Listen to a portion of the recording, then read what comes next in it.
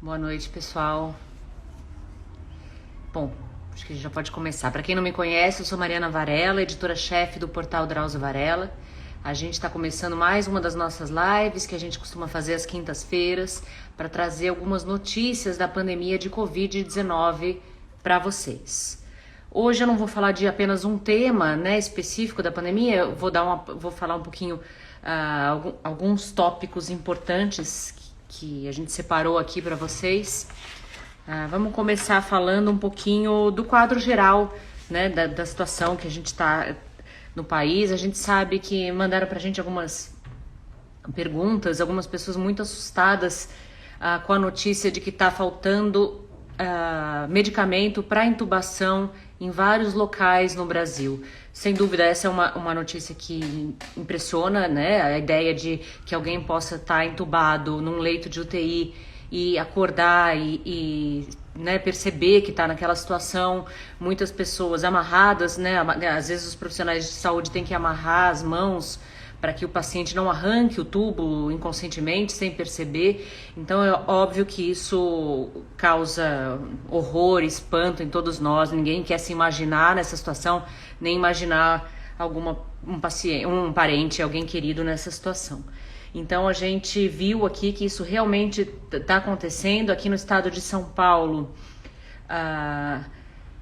O governo de São Paulo já avisou o Ministério da Saúde que deve faltar medicamento, que já está faltando medicamento em alguns hospitais do estado, né, que o estoque de bloqueador neuromuscular, né, que é um remédio que é usado para relaxar a musculatura, para que a pessoa, para que consiga fazer intubação, ajudar o paciente a permanecer com o tubo, né, já está zerado em 68% dos serviços municipais do estado de São Paulo. E, enfim, faltam também sedativos, são esses medicamentos que são chamados de kit intubação. Esse é um nome muito ruim porque não existe um kit intubação, né? Existem medicamentos que são usados e que alguns podem ser substituídos por outros, né? Caso falte determinado medicamento, mas são vários medicamentos que são usados para intubação. Não é um kit específico com determinadas drogas, já sempre as mesmas. Essas drogas podem mudar, não são drogas, sempre as mesmas drogas, né? Elas podem ser adaptadas no caso de falta, mas de todo jeito faltam vários desses medicamentos, sedativos, relaxantes musculares no caso São Paulo, né, vem afirmando, né, que que o estado está com dificuldade de adquirir esses kits. E porque todos os fabricantes têm negociado com o governo federal e segundo São Paulo, né, segundo o estado de São Paulo, o governo federal está demorando para repassar esses kits, né, esses medicamentos para os estados. Hoje acabou de acontecer uma coletiva do Ministério da Saúde dizendo que está mandando sim os medicamentos para os estados, que a falta é geral por causa da alta demanda, né? Muitos pacientes internados nesse momento no país, muitos em estado grave, precisando de intubação, então precisando de uma medicação, de muita medicação. É bom lembrar que para manter essas pessoas sedadas, né, intubadas, é preciso uma quantidade muito grande de medicação. Às vezes os pacientes ficam aí internados 10, 15, 20 dias intubados, precisando de uma quantidade muito alta, muito grande de medicação. Então, a resposta do governo hoje em coletiva, do governo federal, do Ministério da Saúde, é que está providenciando mais medicamento, inclusive houve doação por parte de algumas empresas que compraram, estão doando medicamento, e que o governo federal diz que tem conversado com os estados e municípios e repassado esses medicamentos. Já o governo de São Paulo diz que está com dificuldade de adquirir esses kits, pediu para que o Ministério se apresse, porque a situação é realmente bastante crítica. A gente tem que lembrar que São Paulo é o estado com melhores condições, né, nesse sentido no Brasil, né, o estado mais rico do Brasil, então daí já dá para a gente tirar como que a situação também deve estar grave em outros estados. Ontem eu conversei com médicos do Rio de Janeiro também, relatando que a situação estava bastante grave, que pacientes têm acordado durante a intubação, desculpe. Isso realmente são notícias horríveis que deixam todos nós muito abalados, né? Eu tenho ouvido muitas informações durante toda a pandemia, né? Relatos muito pesados mesmo, que mexem com a gente, mexem com a minha equipe. A gente tem ouvido muitos relatos, mas eu confesso que esse de ouvir relatos de pessoas acordando durante a intubação são os piores, né? É muito horrível o que está acontecendo e, sem dúvida nenhuma, a gente está com uma demanda muito alta, né? Nós temos, no momento, muitos pacientes em UTIs hoje em todo o país, mas também há problemas de planejamento, de falta de planejamento, porque a gente já sabia que essa situação ia ocorrer, né? A gente vem aí vendo o aumento de casos desde o começo do ano, então já era bem previsto que a gente precisaria desses medicamentos. De novo, São Paulo diz que está com uma situação crítica, Rio de Janeiro também. Agora a gente está esperando que esses insumos que foram doados, né, por empresas cheguem hoje. Era a previsão que chegue hoje, não sei se já chegou, se está para chegar, mas a previsão era que chegasse hoje. E o governo federal disse que assim que esses remédios chegarem, que esses medicamentos chegarem, eles serão distribuídos imediatamente aos estados cujos estoques estão críticos. A gente espera que essa situação se normalize. Mas é muito importante a gente dizer também que é importante a gente diminuir a demanda. O que quer dizer isso? A gente frear a pandemia, porque enquanto tiver também esse aumento de casos frequentemente, né, esse aumento grande de casos, vão acontecer situações parecidas com essa. Uma hora falta oxigênio, outra hora falta medicamento. Então a gente tem que diminuir o número mesmo de casos de Covid e, consequentemente, diminuir o número de internações. Vários profissionais têm dito que abrir leitos é possível e é importante, mas que não resolve a situação, porque primeiro esses leitos são ocupados com muita rapidez devido ao número, né, de vários pacientes que estão esperando leitos. E depois também, porque não adianta abrir um leito se você não tem uma equipe especializada para tratar aqueles pacientes, né? Você precisa de um tempo para formar pacientes e essas equipes estão todas hoje no Brasil muito sobrecarregadas. Os médicos, os enfermeiros, fisioterapeutas, o pessoal vem relatando para a gente que as equipes estão exaustas, trabalhando no limite, muitas horas, dando plantões sucessivos.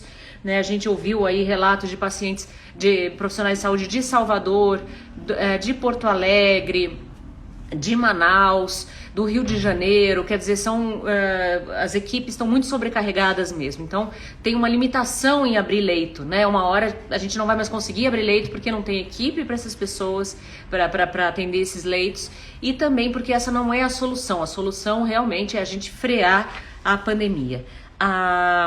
Agora eu tenho aqui a Associação de Medicina Intensiva Brasileira, a AMIB, tem trazido pra gente, né, dados sobre a situação nas UTIs brasileiras, né?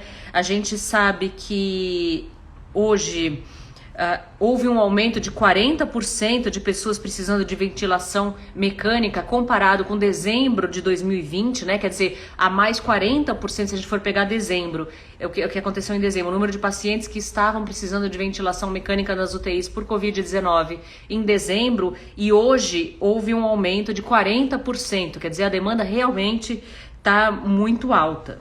E também um dado que deixou a gente bem preocupado aqui, que a gente tem ouvido, é que em março, 52,2% dos pacientes internados em UTI tinham menos de 40 anos. Esse é um dado que tem chamado muito a atenção dos especialistas, né? A pandemia mudou de cara, digamos assim. Nós temos um número de jovens internados, um número alto de jovens que já passa da metade dos pacientes internados em UTI. Isso também faz com que os leitos de UTI fiquem ocupados mais tempo, porque os pacientes eles permanecem mais tempo internados, o que dificulta o giro de leitos, né? Então a gente tem aí as UTIs supercarregadas, né, super cheias, e um grande número, mais da metade dos pacientes tem menos de 40 anos. Isso fez com que as pessoas comecem a se perguntar por que isso, né? O que aconteceu para mudar esse perfil? Por que no começo do ano passado, na primeira onda que a gente chama da pandemia, havia a maioria dos casos, a grande, imensa maioria dos casos, eram pacientes com mais de 65 anos, com outras doenças associadas, e de repente a gente vê hoje o número aí aumentando, mais de 50% de pacientes com menos de 40 anos ocupando, né, dos ocupantes da UTI, mais de 50% tem menos de 40 anos. O que aconteceu? O que mudou? Essa é a pergunta que a gente vem se fazendo. E há algumas respostas, aos poucos a ciência vai trazendo respostas, há dúvidas ainda e algumas certezas que a gente vai tendo. Primeiro, que realmente essa é a população que mais se expõe, tanto para trabalhar, quanto para as atividades que não estão relacionadas ao trabalho, como festas, atividades de lazer, né? A gente, desde o ano passado, a gente vem dizendo isso, né? Que havia um aumento muito grande nas atividades não essenciais, né? Nas atividades de lazer, bares cheios, restaurantes cheios, as pessoas viajando, e realmente a maioria das pessoas que faz esse tipo de atividade são pessoas mais jovens, né? Além disso, essas também são as pessoas que se expõem mais para ir trabalhar, são as pessoas que pegam condução, transporte público, enfim, que estão aí se arriscando mais porque precisam trabalhar. Então, houve um aumento de casos muito grande e os jovens que não conseguiram, não puderam, alguns não quiseram se proteger, acabaram aí contraindo a doença. Esse é um dos motivos, né? É que essa população jovem é a população que mais se expõe. Outro motivo é que a taxa de contágio, né, o nosso número de casos novos aumentou demais. Nós temos hoje muitos pacientes infectados com Covid. Então, você aumentando o número de infectados, obviamente, você vai ter aí casos mais graves também aumentando em todas as faixas etárias. A gente ainda continua vendo que os pacientes mais velhos, com mais de 65 anos, ainda são os pacientes que têm mais risco de desenvolver quadros graves, mas é muito preocupante que a gente tenha hoje tantos jovens em quadros graves e morrendo no país. A gente também sabe que a situação das UTIs é tão grave que 1 a cada 3 pacientes, né, ou seja, 36,6% dos pacientes que foram para a UTI morreu. 1 a cada 3 pacientes que foi para a UTI morreu. É um número muito alto, mas a gente vê a discrepância entre o serviço público e o privado. Na rede pública isso representa 52,9% dos casos e no privado 29,7% dos casos. Isso também ocorre por vários motivos, né? Um deles é que muitos desses pacientes no setor privado são atendidos já em estado crítico, demoram para buscar atendimento e muitas vezes já chegam com problemas de saúde mais graves do que na rede privada.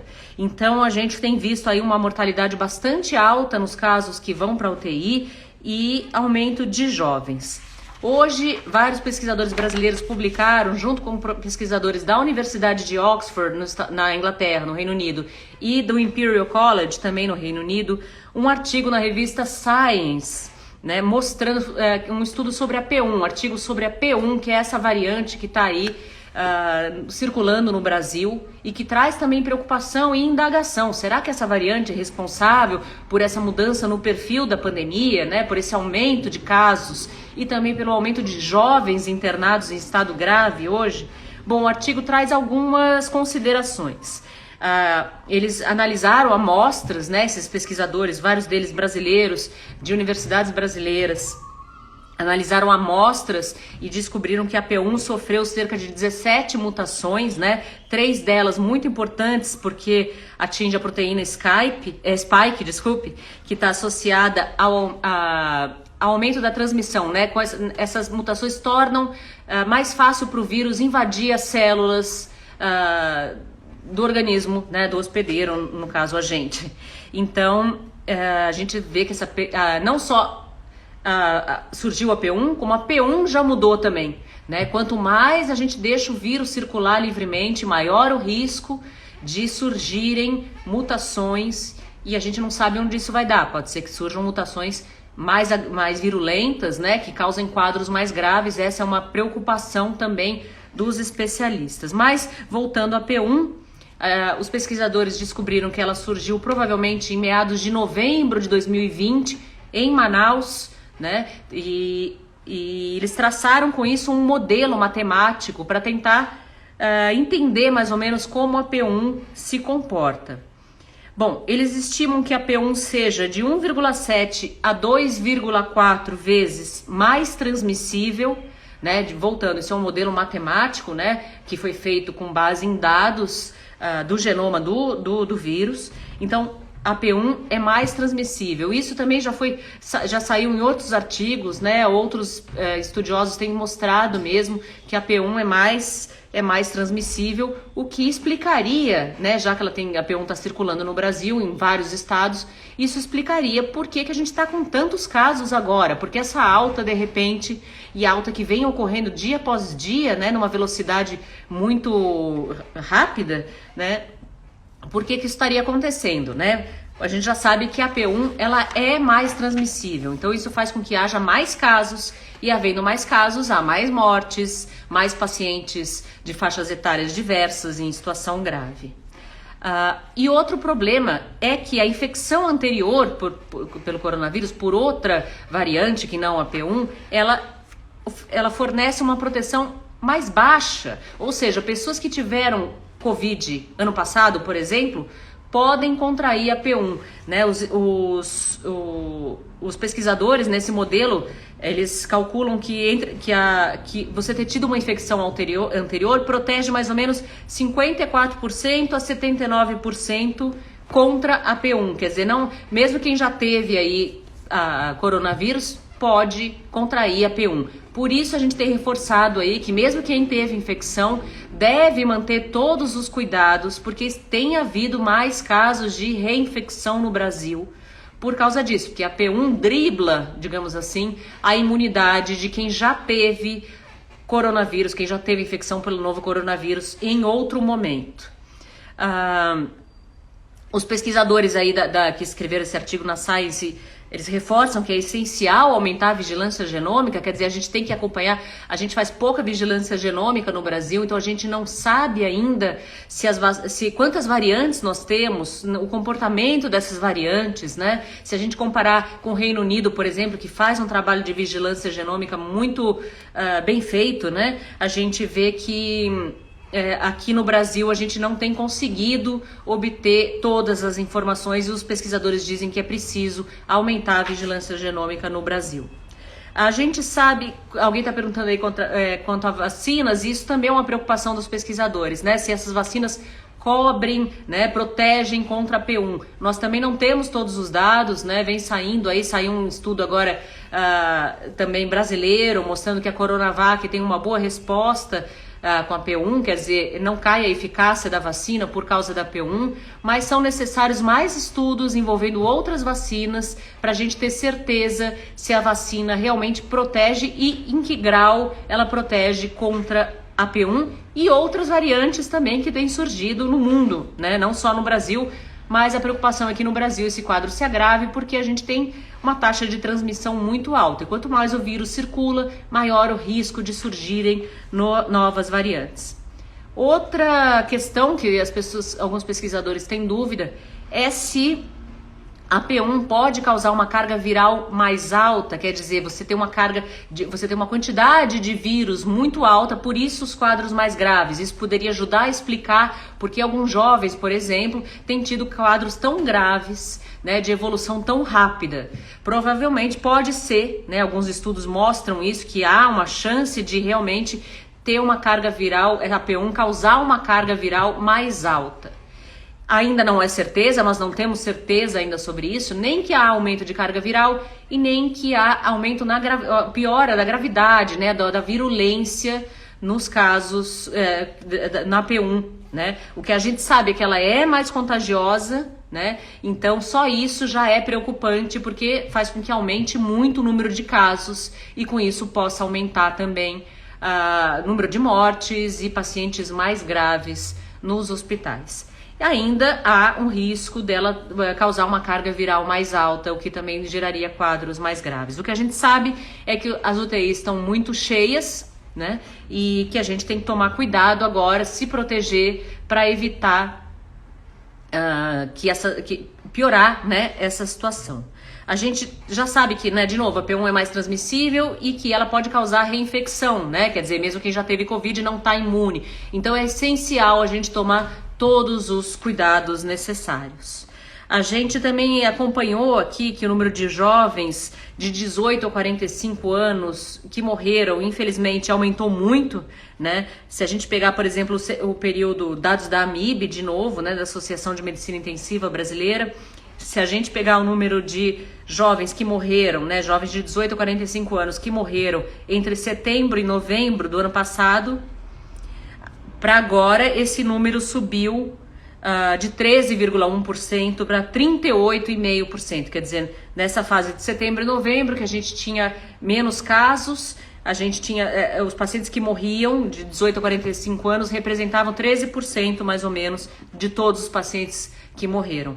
Hoje a gente já sabe que esse número já passou de 38%, um aumento de 193%.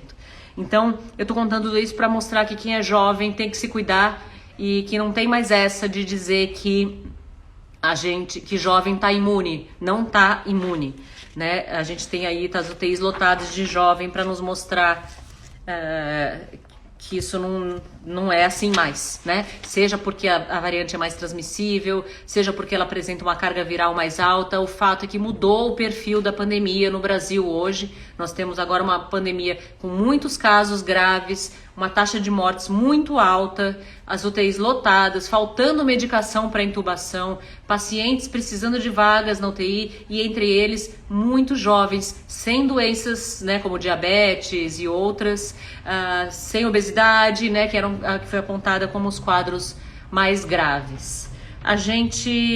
Essa questão do grupo de risco é uma discussão que vem bastante tempo, a gente vem tentando trazer ela e as pessoas têm um pouco de relutância de entender que o conceito de grupo de risco é um conceito muito ruim para ser usado numa pandemia como essa, né? No começo, as pessoas diziam grupo de risco quem tem comorbidades, quem tem obesidade, quem tem mais de 65 anos. E isso esse conceito, primeiro, a gente não está vendo agora que muitos jovens que não são desse chamados grupos de risco estão ficando doentes também.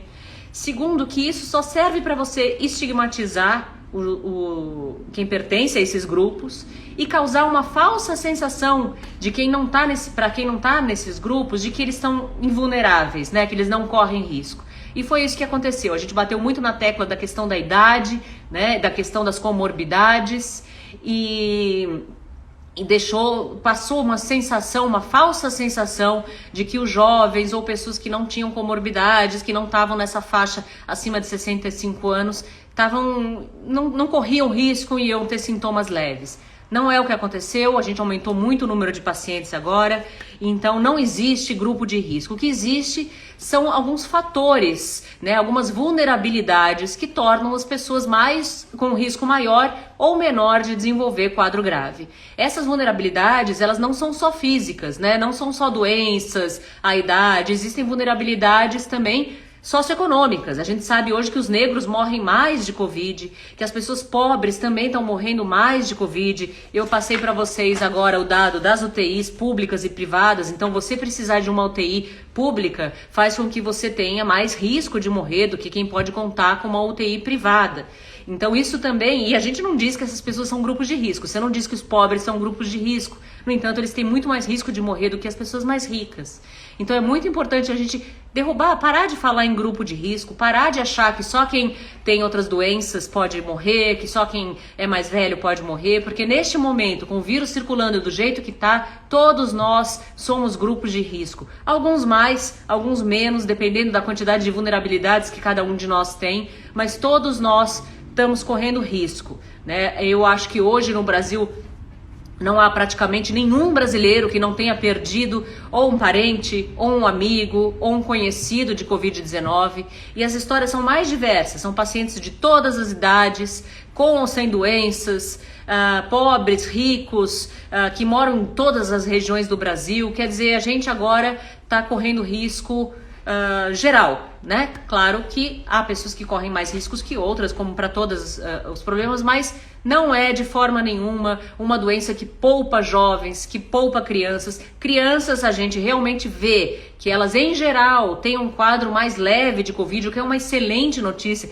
Tudo que a gente não precisava agora era de UTI lotada de criança, né? Então, a gente ainda é assim, é uma excelente notícia, mas a gente já sabe que quando aumenta muito o número de casos, começa a haver mais exceções, e essas exceções somando viram um número grande, né? Então é preciso tomar cuidado também com as crianças, obviamente, elas não estão, embora elas corram menos risco, né? Crianças e adolescentes, né? Adolescentes jovens, realmente eles não são, ainda bem, nenhuma a maioria das pessoas, nem de longe a maioria das pessoas que desenvolve quadros graves. Bom, eram mais ou menos essas as notícias que eu queria dizer, né, pra gente abandonar a questão do grupo de risco. Alguém tá perguntando se eu não tenho uma notícia boa para dizer. Infelizmente nós estamos num momento muito difícil de trazer notícias boas, né? A gente está aí esperando vacinas e a gente sabe que as vacinas são essencial para a gente conter, para a gente frear a pandemia, mas é sempre muito importante lembrar que só vacina não vai resolver o problema. Primeiro porque nós devemos aí acelerar a vacina a partir do segundo semestre, e até lá isso aí pode acontecer, a gente pode ainda perder muita gente, né? Segundo, porque a gente ainda não tem certeza se essas vacinas evitam a transmissão do vírus, né? A gente sabe que essas vacinas, elas protegem as pessoas de desenvolver um quadro grave de Covid, né? Diminui o risco de você desenvolver um quadro grave de morrer de Covid, mas a gente não sabe ainda se ela evita a transmissão. Se eu, por exemplo, mesmo vacinada, posso adquirir o vírus, não desenvolver sintomas e passar o vírus para alguém mais vulnerável. Nós não temos essa resposta. Também não temos a resposta de que todas as vacinas respondem bem às variantes. Então, por isso que a gente tem recomendado, mesmo as pessoas vacinadas devem continuar se protegendo, né? As vacinas são essenciais, elas são extremamente úteis, ela diminui, a gente tem visto aí países que estão avançando na vacinação, como Israel, né? Os Estados Unidos mesmo teve uma queda bem acentuada de casos de Covid-19 depois que acelerou a vacinação. Então, claro que vacina é essencial, vacina é importante, por isso que a gente tá pedindo tanto, tem clamado tanto para que o governo compre vacinas, feche acordos de vacina, porque é essencial. Mas ela é mais uma estratégia no combate à pandemia, ela não é a única, né? Neste momento em que a gente não tem ainda vacina disponível para todo mundo, nós devemos continuar seguindo todas as recomendações. As duas principais, uso de máscara sempre que sair de casa. Já falei aqui, vou falar todas as vezes para a gente reforçar.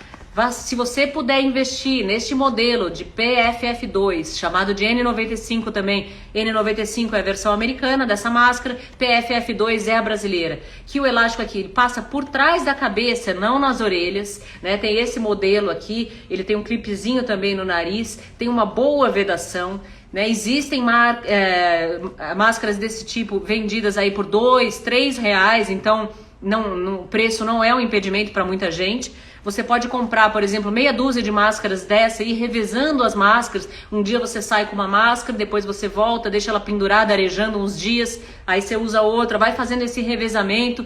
Meia dúzia de máscaras você pode usar até por um mês. Então, quem puder investir na PFF2 é uma recomendação muito importante, já que a gente descobriu, que a gente sabe que a P1 é mais transmissível. Então, quanto mais você puder usar máscaras mais eficientes, com poder de vedação melhor no rosto e com mais capacidade de filtração, melhor, né? Então, aí as pessoas estão falando um pouco do preço da PFF2, o preço varia, tá? Tem máscara de R$2, R$3, tem máscara de R$30. É só você tentar procurar o modelo que você se dê melhor, que você possa adquirir. Essas máscaras estão à venda nas lojas de material de construção e também nas lojas de departamentos, né? Muitas entrega para quase todas as regiões do país essas lojas. Outra recomendação é evitar aglomeração sempre que possível. Então, uso de máscara e evitar aglomeração, especialmente em locais fechados e mal arejados. Então, assim, se você estiver em algum lugar fechado com pessoas que não moram com você, abra janelas se possível e evite ficar nesses locais sem máscara, né? Não entre em locais assim sem máscara de jeito nenhum. E claro, se você puder evitar entrar em lugares que tem muita gente, melhor ainda. Então são essas as recomendações que ainda valem para todo mundo, de todas as faixas etárias, para todos, sabendo que todos estão em risco neste momento no Brasil. E é isso, a recomendação continua sendo essa, mesmo quem tenha tomado vacina. A gente tem que lembrar que esse vírus é um vírus relativamente novo, tem mais ou menos um ano que a gente descobriu, um pouco mais de um ano que a ciência está estudando esse vírus. Tem muita coisa ainda que a ciência ainda vai responder, vamos dar tempo para a ciência responder. Enquanto isso, a gente se protege e evita que mais gente morra, mais gente precise dos serviços que estão colapsados em muitos lugares, né, faltando medicação. Enfim, eu tô vendo aqui se tem alguma pergunta. De novo, eu não sou médica, né? Eu estudo saúde pública, sou jornalista de saúde, mas algumas dessas perguntas eu já conversei com tanto especialista que eu já me sinto apta a responder perguntas mais gerais. Então é isso, se puder também, quem puder, se vacine. Tá começando agora, outro recado importante que eu já ia esquecer, tá começando agora a campanha nacional de vacinação contra a gripe, influenza. É importante que as pessoas dos grupos chamados prioritários se vacinem, né? Idosos, crianças pequenas, pessoas com algumas doenças, né? Tem no nosso site, no drauziovarela.uol.com.br, todos os grupos e as datas da vacinação. Então você pode olhar lá. É importante quem puder e quem tiver dentro quem pertencer a esses grupos, que se vacine contra a gripe. A única recomendação que o Ministério da Saúde faz é que se você tiver tomado a vacina da Covid, você espere 14 dias para tomar a vacina da gripe. Não tome a vacina da gripe imediatamente após a vacina da Covid, né? Tome as duas vacinas, mas dê um intervalo de 14 dias entre elas. Essa é a recomendação do Ministério da Saúde. É bom que as pessoas se vacinem, porque os sintomas da gripe podem ser muito parecidos com os da Covid. Então pode haver confusão, né? Você procura um hospital com sintoma de influenza e pode ser Covid. Além do que também a gente sabe que pessoas desses grupos prioritários podem desenvolver quadros gripais mais graves no momento que os hospitais estão aí ocupados, estão muito cheios. Então a gente deve evitar doenças respiratórias, enfim, outras doenças. Tá? Não tá. Isso é uma pergunta importante da Kátia aqui. Já está comprovado que não há segurança alguma usando apenas uma máscara? Não é verdade que não há segurança alguma. O problema é o seguinte, que as máscaras de tecido, elas não costumam ter uma boa vedação e nem uma boa filtração. Então o que acontece? Máscara de tecido é mais eficiente desde que todo mundo esteja usando naquele ambiente. Porque ela protege o outro, não você que está usando. Ela não protege o usuário, ela protege que você, se você estiver usando e você estiver contaminado com o vírus, ela evita que você passe o vírus, porque ela freia a saída, né? Ela evita que as suas gotículas de saliva, enfim, saiam. Então ela protege os outros. Se todo mundo estiver usando no mesmo ambiente, tá todo mundo relativamente protegido. Mas ela não evita que, caso você, por exemplo, esteja com uma máscara de pano num local que tem a circulação do vírus, ela não evita muito que você contraia o vírus, né? Então não é que a máscara não funciona, as outras máscaras, é que a máscara PFF2 é mais recomendada. No início da pandemia, a produção de PFF2 era mais baixa, obviamente, as empresas não estavam preparadas para tanta demanda, né? Então por isso a gente recomendava muito a máscara de pano, porque não havia outras máscaras. Era importante privilegiar, dar preferência, né, para os profissionais de saúde naquele momento. Só que hoje as máscaras, a produção de máscaras aumentou bastante, então hoje já há máscaras suficientes para as pessoas, então a gente está recomendando por ser uma máscara mais eficiente, mas isso não significa, tá? Tem matéria no site também falando disso, que as outras máscaras não funcionem, elas apenas têm um grau de proteção inferior à máscara PFF2. Então se você puder, e se você costumar se expor muito, se você anda em condução, em transporte público, trabalha em escritório com muitas pessoas na mesma sala, né? Se você fica em ambientes fechados com outras pessoas que não moram com você, é recomendado que você invista numa máscara que oferece um grau de proteção melhor. E mesmo que você não tenha PFF2, qualquer máscara que você use, verifique sempre se ela está bem vedada no rosto, né? Porque esse é o grande problema. A máscara fica muito, às vezes, solta pelos lados, né? As pessoas têm rosto de formatos diferentes e as máscaras não têm muito um padrão definido, então às vezes a máscara fica solta no rosto. Essa live vai ficar... a gente vai salvar essa live no no IGTV, e também ela vai para o site na semana que vem, tá? Todas as lives que eu tenho feito aqui estão lá no nosso site, drauziovarela.uol.com.br, para quem tiver perdido aí alguma live. Muita pergunta de máscara, tem matéria de máscara, tem live com o Vitor Mori, que é um grande especialista em máscara aí também, que fez live com a gente. Como eu tenho visto, eu geralmente deixo esses comentários abertos porque eu gosto da interação com as pessoas. Eu falei G1, é IGTV, desculpa. Sempre que eu gosto de deixar os comentários abertos porque as pessoas trocam, a gente fazem perguntas, enfim, eu acho importante. Como tem muita gente aqui falando de tratamento, a gente reforça aqui que 100% dos entrevistados nessas lives e que a gente tem entrevistado no nosso site, não são poucos, tem dito sem parar. Não existe tratamento para Covid-19, específico para Covid-19. Pode ser que um dia a gente consiga descobrir que há, né? A ciência continua aí investigando, procurando tratamentos, mas não existe. O que existe é tratamento para ser feito em hospital, para pacientes graves, e isso é um tratamento para os sintomas que ocorrem, né, em decorrência da Covid. Mas não há um tratamento para Covid, específico para Covid, muito menos para prevenção, né? A única prevenção são as medidas que a gente já conhece, máscara, evitar aglomeração e se vacinar, né? Que a gente espera que quanto mais gente vacinada, caia essa taxa alta de transmissão que a gente tem hoje. A diferença entre N95 e KN95, eu vou explicar brevemente, porque eu já falei bastante disso aqui. A KN95 é a versão chinesa da N95. A N95 é a versão americana desta máscara aqui, que passa atrás da cabeça, que tem uma vedação boa, né? É a N95. No Brasil, PFF2, na China, KN95. Também ela é eficiente, só que a KN95 ela passa atrás da orelha, tá? Ela não passa atrás da cabeça, então ela não veda muito bem no rosto. Além disso, há muita falsificação de KN95, então por isso a gente também tem recomendado a PFF2. Máscara cirúrgica e de pano. Se você não tiver como comprar uma máscara PFF2, usar a máscara cirúrgica por baixo para melhorar a vedação e por cima para melhorar a filtragem e por cima de pano que veda um pouco melhor também é recomendado, tá? Então você usa por baixo uma máscara cirúrgica, por cima a de pano.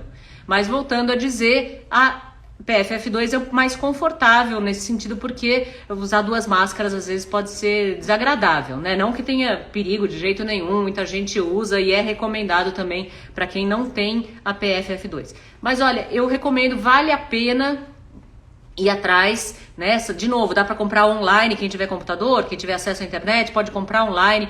Essas lojas entregam em casa, algumas dessas lojas, dependendo da quantidade que você compre, sem taxa. Então, vale a pena procurar a PFF2, investir um pouquinho mais de dinheiro para ter mais proteção, principalmente se você se expõe em lugares com muita gente. Né? Claro que se você fica mais em casa e só sai para dar uma volta ao ar livre, né? Que não tem tanta necessidade de você ter uma PFF2, você pode usar máscara de pano, mas quem precisa sair mais e se expor mais em locais fechados com muita gente. A PFF2 é descartável, mas dá para ser reutilizada desde que você mantenha esses cuidados que eu disse. Depois que usar, deixa pendurada, ventilando, alguns dias, faz um revezamento. Não pode lavar, não pode passar álcool, não pode passar nenhum produto, isso é muito importante, porque isso danifica o tecido. E você vai observando, quando o elástico ficar frouxo, ou se o tecido tiver algum furo, algum problema nela, é hora de descartar, tá? Mas a PFF2, então, o número de vezes é recomendado descartar, tá? Se você pegar ali o número, a embalagem, vai estar escrito que ela deve ser descartada após o uso. Mas a gente já sabe que é possível reutilizá-la algumas vezes.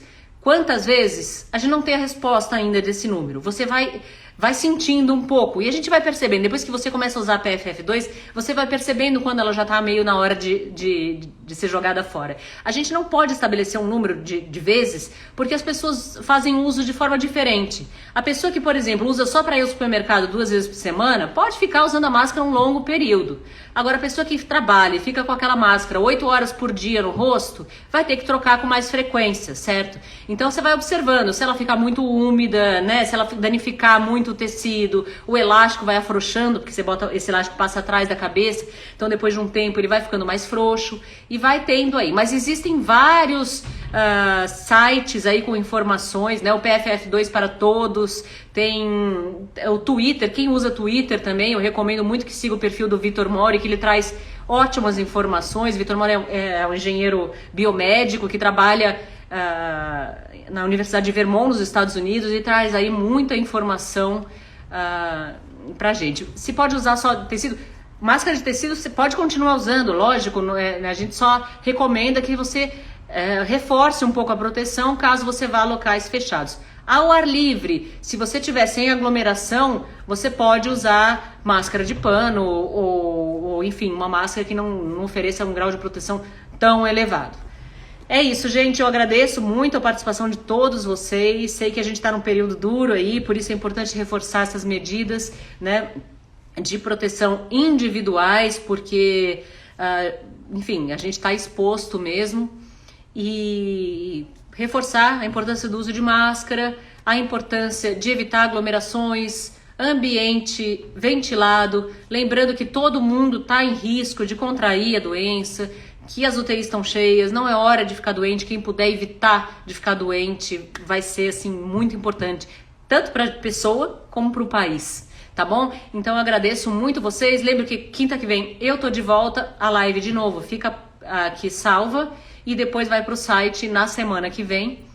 E é isso, eu acho que eu dei todos os recados aqui que a gente tinha separado para dar para vocês. E desejo aí que todo mundo se cuide, muita saúde e até semana que vem. Obrigada!